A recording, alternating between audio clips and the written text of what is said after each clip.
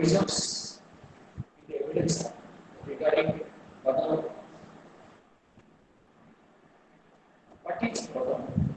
Burden means responsibility of the person to prove it. That is burden. Sometimes you get a question, tell me what is the difference between burden of proof and bonus? Burden of proof means the responsibility of the person to prove the facts in general. But bonus of proof is something different from burden of proof. That when the person is able to prove a particular fact, then that may be treated as a bonus of proof of that fact. Burden of proof never sits, but bonus of proof sits from time to time. But that is constant. Burden of proof remains constant. But this is the bonus of proof is sometimes sits from a particular person to another person. So, burden of proof is burden, but to prove the main intention of the fact. When we say burden of proof means that is burden of a party to prove the main contents of what is made either in the plate or in a criminal case in the chassis. You are aware that the standard of proof is something different from burden of proof. Standard of proof means the quality of the evidence, quality and quantity of the evidence, the importance of the evidence system. That is quality of evidence, standard of proof. That is to consider. How far it is deep? What is the standard? In criminal case, the standard of proof is to prove an accusation beyond all reasonable doubt. But in civil case, that is the allegation of a particular case, a person is equal to a party is equal to prove his case as preponderance of the law. That is weight of evidence is given. So here, greater the offense, the greatest the standard of proof. Greater the offense, more is the standard of proof. So beyond all reasonable doubt, the standard of proof that is different in criminal case and civil case. You are aware that in all criminal cases, the accused is presumed to be innocent till he is found guilty. So, unless the accusation is proved beyond all reasonable doubt, the accused cannot help it. That is beyond reasonable doubt. So, that is mere suspicion is not enough. Suspicion will never take the place of this. There may be greater suspicion. There may be a lot of suspicion of various factors are there to suspect somebody, but that will not take the place of it. Suspicion and proof are two different things.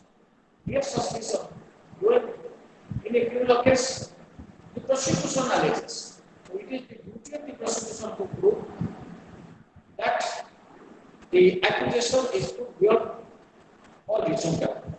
Here, that is the burden of proof. In a criminal case, the state, if the complainant, in case of a complaint case, or in case of a general list of case, that is in a case as with my accused case, the state is the prosecutor. That is the responsibility of the state to prove the case is beyond.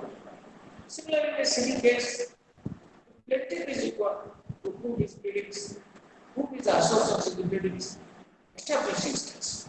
This is called burden of proof. Burden of proof is the burden to prove the main intention of party requesting the action of the court. In a civil case, the plaintiff requests, plaintiff prays, the court gives some relief. So it is his duty to prove the main contents of whatever facts he has pleaded in his support, whatever laws, suppose if they are in his favor, he must prove. While the onus of proof is the burden to produce actual evidence. Onus of proof is the burden to prove actual evidence. It is also a burden. So, but there is no much difference between differences between burden of proof and onus of proof. But you should try to understand. Sometimes it creates confusion. Okay, burden of proof and onus of proof appear the same. But burden of proof that means it is the main contention of the party is to be proved on whom. That is burden. Main contention. Burden of proof the burden. It is also a burden to prove the main contention of the party. So the onus of proof is also a burden to prove the produce actual evidence. Actual evidence. So the burden of proof is constant. Second distinction, burden of proof is always constant. It never shifts. But the onus of proof shifts to the other party as and when party successfully produces evidence supporting it. For an example, suppose the prosecution in a murder case established the accusation of murder. So in such case, in that case, the accused take the plea of private defense or general actions. The onus is on him to do. That is onus. That's it. Because what is that? The burden of proof is constant, but the onus of proof shifts to the other party. Onus shifts to the other party once one party successfully produces evidence supporting its case. Once a party successful prove its case by producing a particular fact, then the onus is on the other party to disprove it or to report it. Then as per burden of proof and onus of proof, they are considered by the Honorable Supreme Court. In that first case, A. Raghavan versus A. Chenchavan, 1964. You will go through it. What is burden of proof and what is onus of proof? So you should understand it. Sometimes it was difficult to understand what is the difference between burden of proof and onus of proof. There is no much difference, but one thing, burden of proof is to prove the main contention. What is contention? Allegations. Main allegations made by a party, praying the court to give a relief. Suppose plaintiff has filed a suit to declare his title and performance and so on. All those facts you must put this burden is on him. That the defendant is not required to prove that plaintiff has no right. That is not the first. That is burden of proof is not on the defendant. The initial case. Suppose, but the onus comes to the defendant when he takes it. When one party succeeds in his proving a particular fact in which there is the name and dispute. That is onus shifts. Like, so onus of proof, that is, onus proof shifts from time to time in a particular case, but burden of proof always is constant. With the party who desires that the court should give a judgment in this case. Let us section go through the provisions of section 101. It defines what is burden of. Whoever desires any court to give judgment or any legal right judgment as to any legal right or liability. Person desires, whoever desires the court to give a judgment as to any legal right or liability dependent on the existence of fact which he asserts. Basing on what? Basing on the facts which he pleads, which he asserts, which he which he alleges, must prove that those facts exist. 601. That means he who desires what? That court to give a judgment in his favor. Judgment in his favor. It refers to relating to any legal right or liability. In every case, either in a criminal case or in a civil case, some right or liability is indisputed. Suppose a crime is committed, a person is liable for punishment. In case of a civil suit is filed, somebody claims a right. Somebody money suit is filed. Somebody is liable to pay money. Another person is entitled to get that money. Claim that he is entitled to get particular amount from the defendant. And defendant is liable.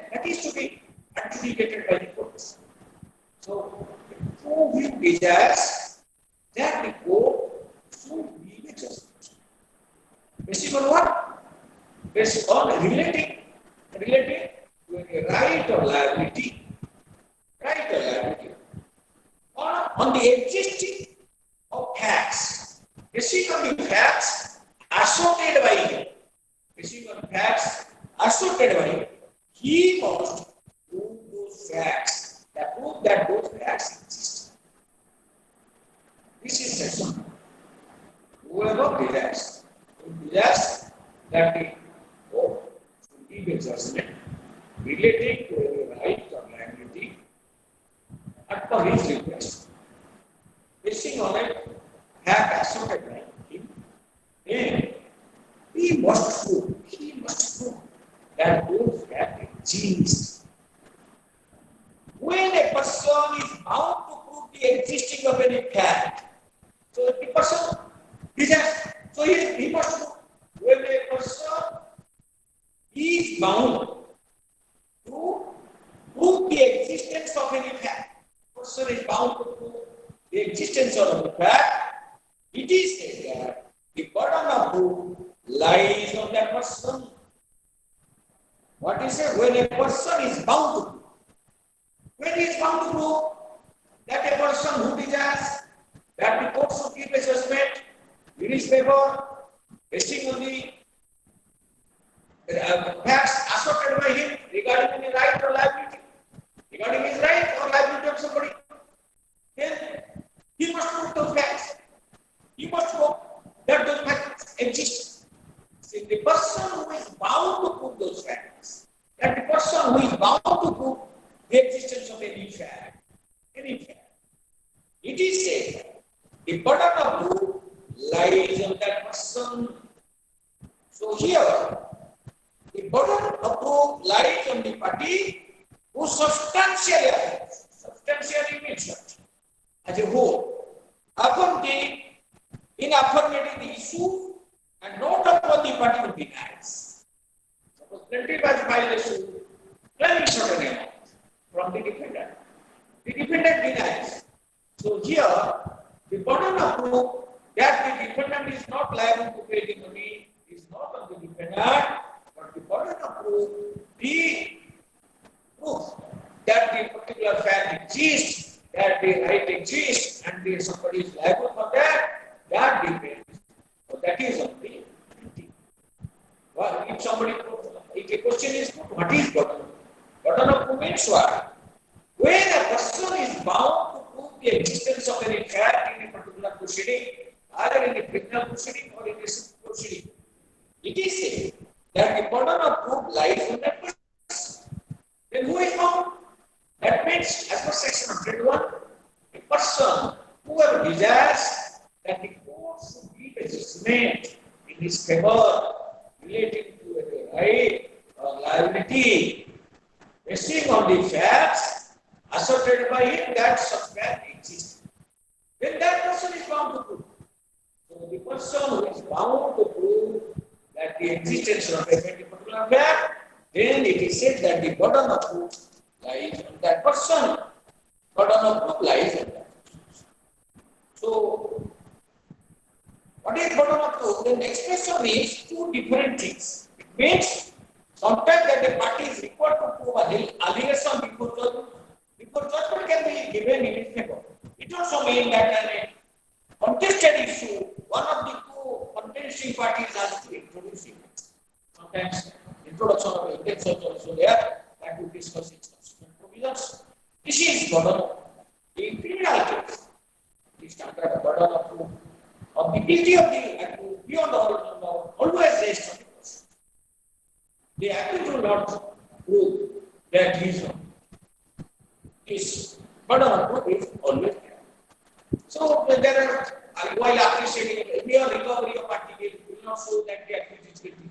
You will not see always the burden of proof is only to prove that he is guilty. So that is any that case differs from very okay, one case, that is the facts and circumstances of each case are to be considered separately to find out how far a party is able to discharge his burden of proof. That is burden of proof and bonus of proof.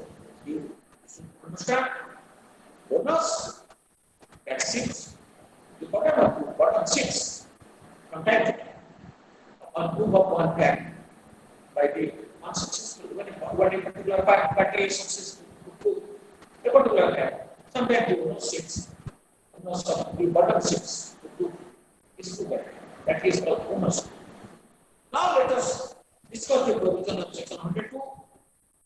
What it says on whom burden of proof lies.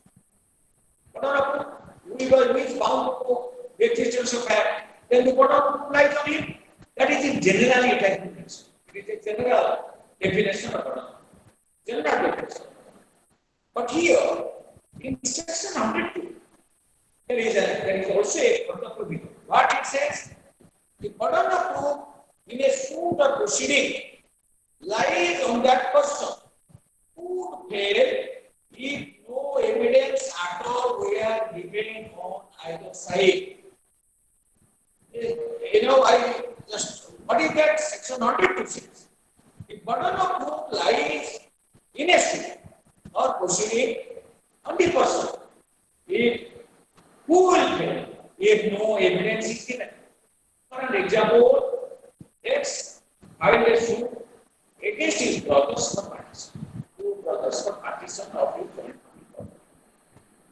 Those brothers, they admitted in the written statement that the property in question was the joint family property, but they pleaded that those properties have been partitioned and they are for a particular state. So if no evidence is given, at all no evidence is given, who will fail? The defendants will fail because they admit that the plaintiff is their brother and the property is their joint family property. But they say, if the plaintiff says it has not been partitioned, then defendant say, no, there is a partition if no evidence is given. Till permanent, no evidence is given. So who will fail? The defendant will fail because the plaintiffs claim that the property is joint family property. The plaintiffs claim that it is partition. So the suit is decreed. So in such case, the defendant will give evidence. So this is called the burden of proof in a suit or proceeding lies on the person who would fail if no evidence at all was given. A suit B or land of which B in possession. Suppose a violation against B of the land of which B is in possession, and which, as A asserts, was led to A by will of C. A says, A asserts that he had got that land from C. His father is in possession. A violation against B, claiming that he is entitled to the land as his father had registered a will in his favor. So if no evidence were given, suppose no evidence is given, he will succeed.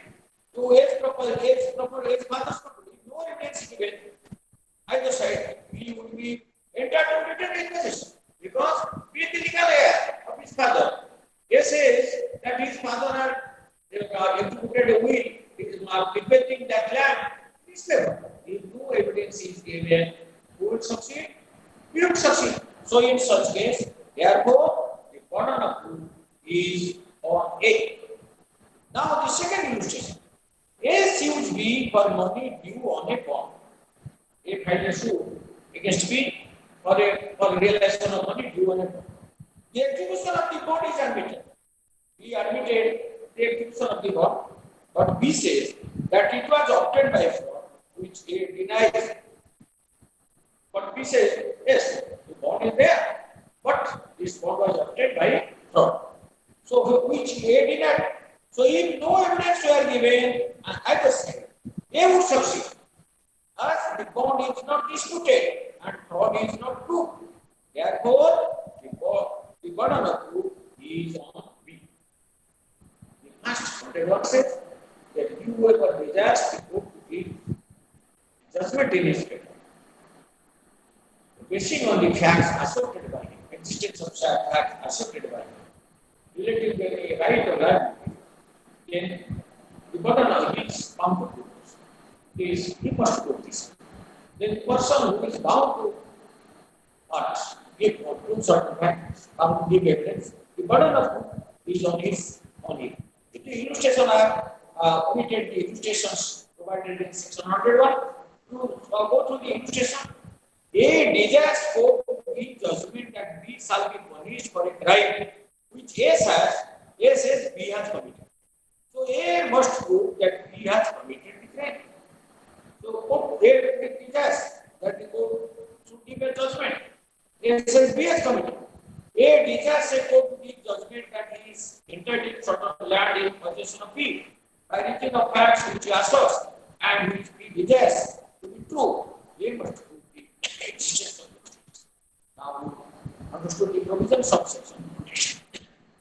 Now let us come to the provisions of section 103. What section 103 says? Burden of proof as on particular fact. The burden of proof as to any particular fact lies on that person who wishes the court to believe in its existence. Which is like a old. Burden of proof is that the other person who wishes, who desires that court to believe a particular fact.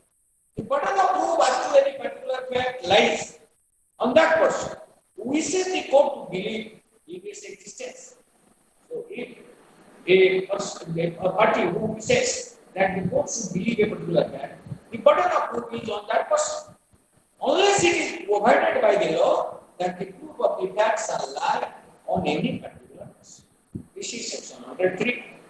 The burden of proof, but as to any particular fact, lies on the person who says that the court should believe. Court should believe what? In its existence. The existence of that. Unless the law, the law provides that the proof of the fact is not there. The illustration will make it clear. A prosecutes B for theft. He has filed this criminal case against B for committing theft, and wishes the court to believe that B admitted the theft. A wishes that the court to believe that B had made an extrajudicial confession before C. So A must prove the admission. So A must prove the admission. B wishes the court to believe that at the time it proceeded, he was elsewhere. He must prove it.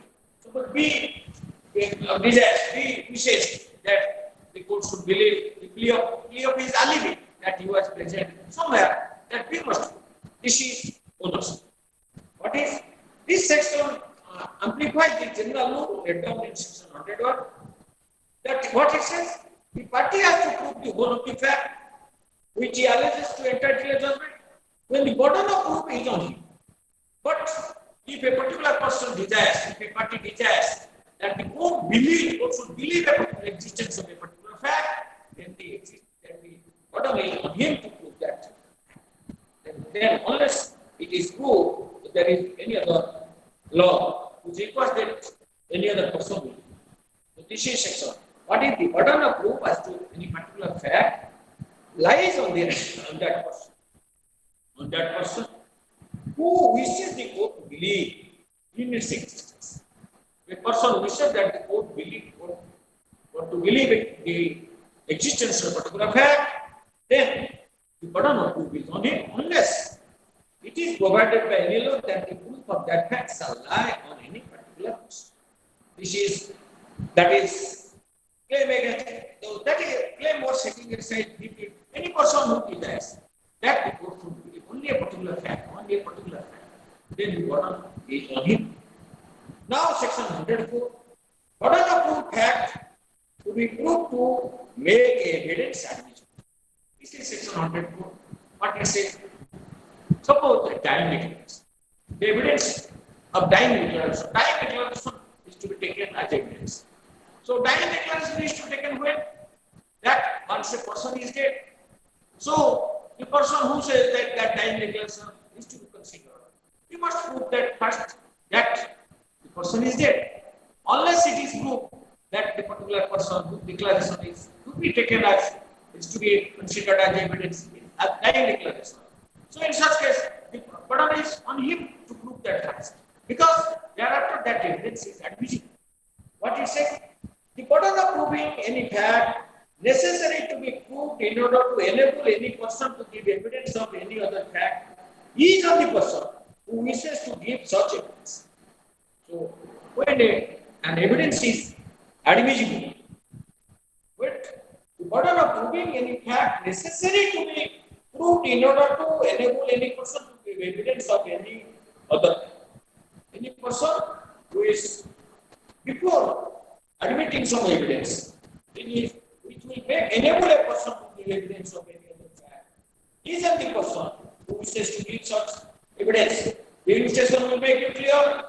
A wishes to prove a dying declaration by B, they must prove B is dead. Similarly, A wishes to prove by its secondary evidence the contents of a document. Secondary evidence is admissible. When the original is lost, so in such case, he must prove the circumstances and how secondary evidence is admissible. So, because this section 104 says what? That the burden of proving any fact, what is a fact which is necessary to be proved, a fact which is to prove, so that a person can give a particular evidence. When a person is required to prove a fact, so that he will be a person to give evidence on a particular fact, then the burden of proof is on that person to prove that fact exists. What it says?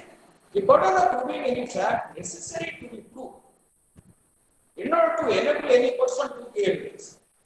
The fact is to prove, so that a person, a party, will be in a position to give evidence. Will enable that party to give evidence of any other fact, evidence of any other fact. Then he is the only person who wishes to give such evidence. The person who wishes to give such evidence, which will be given on proof of a particular fact. Then the burden of proof is on that person. The illustration example is dying declaration. A wishes to prove a dying declaration by B. A wishes to prove in court that there is a dying declaration. So A must prove that B is dead. Similarly, A is to prove by the secondary evidence the contents of the lost document. A must prove that the document has been lost. Which is 405. Order of proof that case of accused comes within general exception.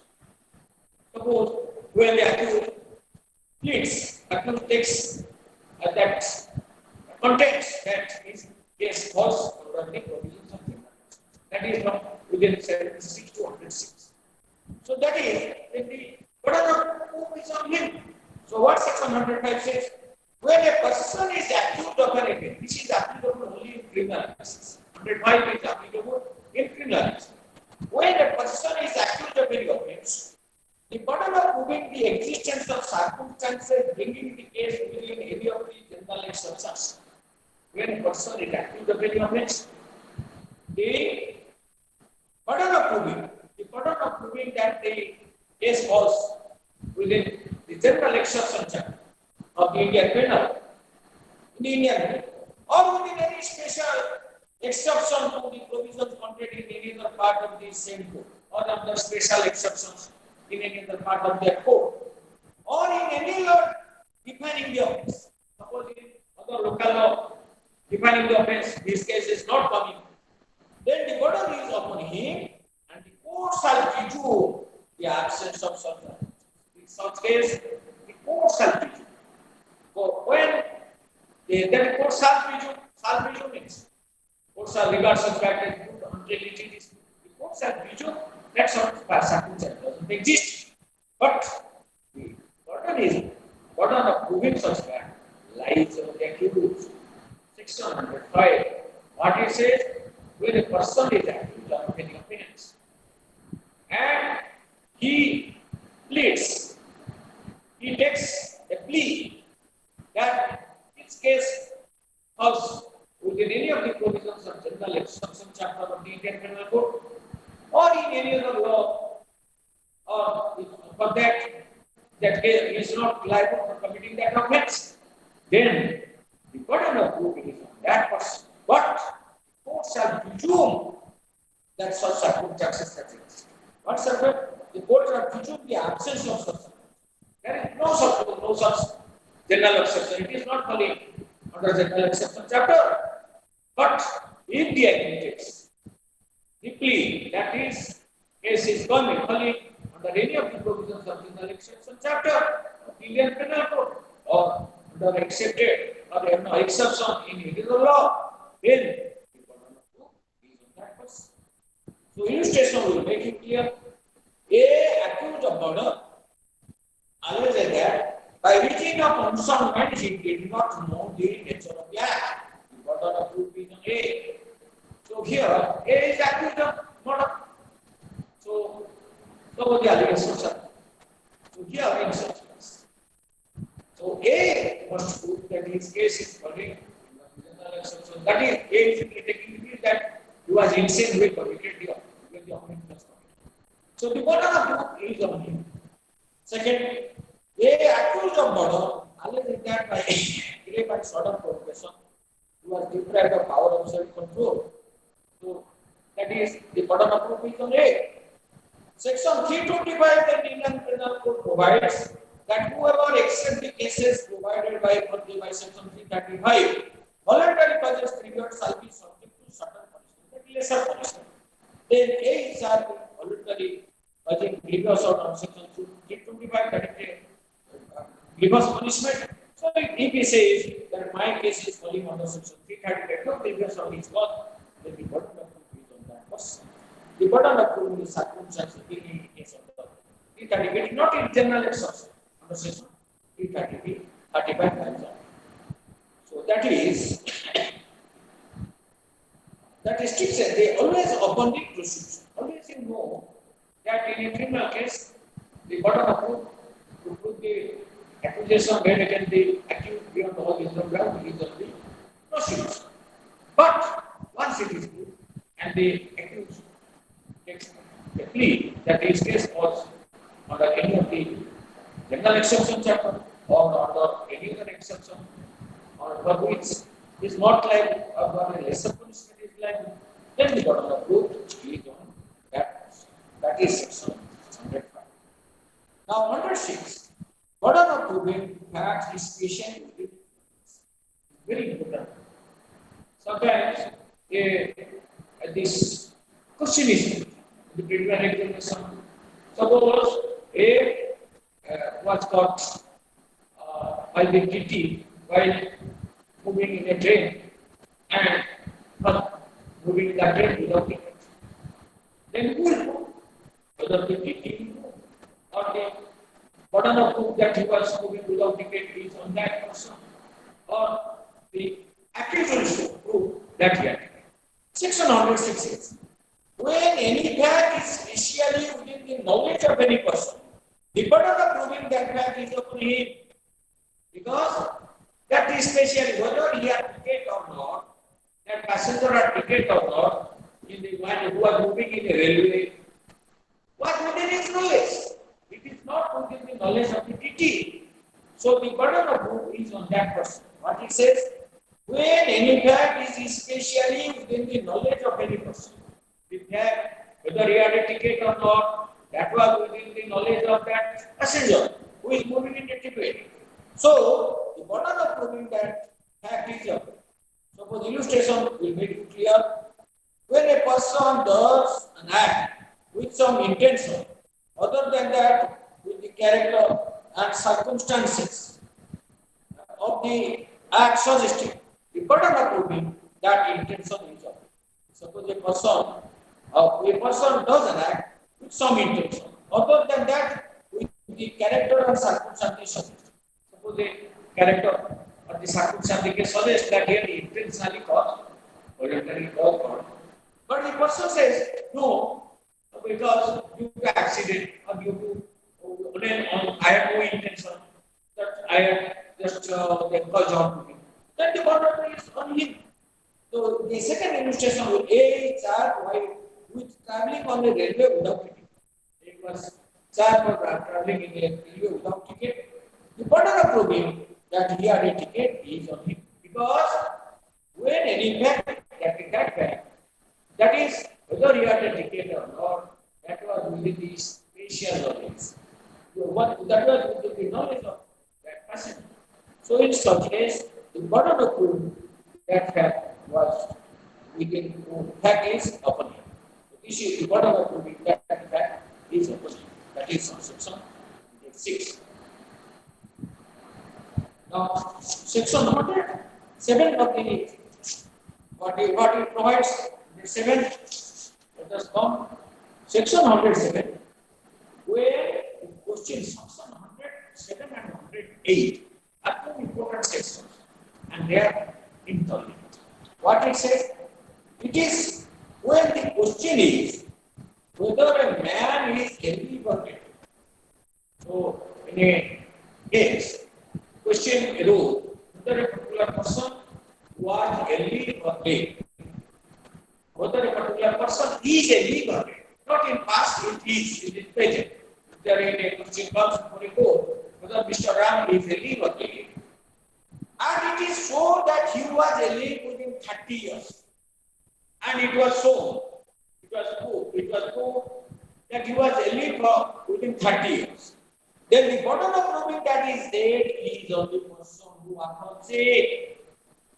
Then the burden of proof is that he is dead and the person who said that he is dead.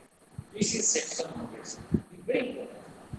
What it says, when in a case, it is to be decided.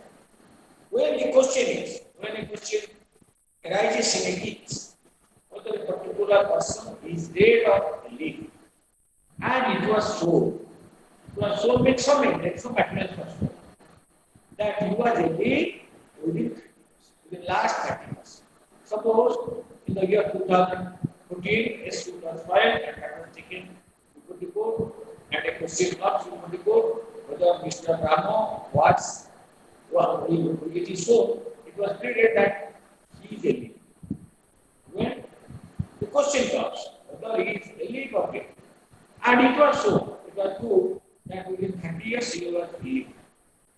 So in such case, the burden of proof that he is dead is on the person who says that he is dead. Similarly, section 108 provided, section 107 and 108 have to be read together. Section 108 is the proviso, section 108. It is going in a section, but it is like a proviso. Provided, when the question is whether a man is alive or dead, provided, suppose the question is whether a man is alive or dead. So you mark the difference. When a question arises whether a man is alive or dead, question arises in a case whether a man is alive or dead, and it was shown that he was alive within the last 30 years, then the burden of proof that he is dead lies on the person who said that he is dead. Provided section 8, that when the question is whether a man is alive or dead, whether that man is alive, and it is proved that he has not been hurt for 7 years by those who have naturally have heard of it. Provided provision that whether that man is dead or not, and it is shown that he was not hurt for 7 years or more by the persons who would have naturally heard about it ideally, then if you have been alive, then the burden of proving that is alive is shifted to the person who accounts it. Then the burden of proving that is shifted to the person who says that is alive. That they had been alive. The burden of proving that is alive. But the burden of proof is shifted to the person who says that is alive. Is on it. So section 107. Sometimes there is a confusion. Sometimes a person is to be treated as dead if he is not hurt for 7 years or more by the person who does naturally died. So 107 and 108 are interlinked. What is section 107? When it is alleged that when a man is dead or alive, and it was shown that within 30 years he was alive, then the burden of proof is on the person to prove that he is dead is on the person who asserts, who said that is, but provided, if that person is not had for 7 years and more, by the person who are regularly hardy, then the person who says that is healing, then the burden of proof is on that person to prove that is healing. This is section 108. So you should understand both the provisions and compare and give both these provisions.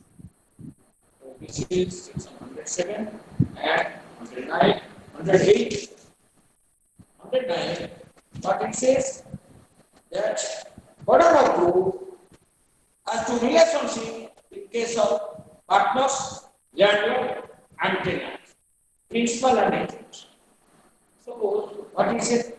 Suppose there is a dispute, whether a particular person, whether there is a relationship of a particular person with another partner, whether a particular person was a tenant of a particular landlord. So in such case, or a principal or agent, when the question is whether a person are partners, landlord or tenants, the question arises before the court whether a particular person are partners, a landlord and tenant, or principal agent. And it has been shown that they have been acting as such. And it is shown the proof that they are acted as such. Then the burden of proof that they do not stand. The burden of proving that the parties are not with relationship partners or are cease to stand, that they are cease to be landlord and tenant, or to each other in those relationship, that is cease to stand as principal and agent, is only person who are conceived. These are the person who are. When a question comes, whether parties are related, whether the parties, there are relationship between the parties in the dispute as partners or as principal and agent or landlord and tenant, then it is so that they are acted as such. Partnership. Actually, there was some partnership. There was some landlord and tenancy payment of rent, etc. Or there were some acts by the agent. So it is shown when in such case, then the burden of proof is on the person who says that such relationship